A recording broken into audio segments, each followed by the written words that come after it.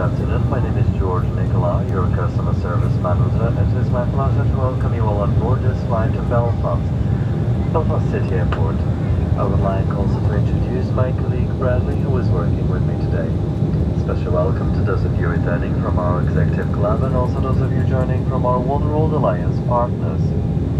May I remind you to keep your seatbelt fastened whenever you are seated. It must remain securely fastened whenever the seatbelt sign is switched off.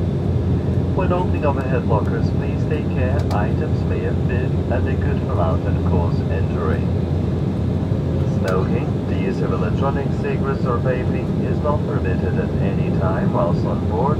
This includes the toilets which are fitted with smoke detectors. Shortly, Bradley and I are about to start our on-board service. If you do have a food allergy, please let us know. To our customers seated in our Club Europe cabin, we'll be offering a light meal followed by tea and coffee and drinks from the bar. To our customers in Euro Traveler cabin, we'll be offering also snacks and also drinks of your choice from the bar. We invite you now to make yourself at home and enjoy our hospitality.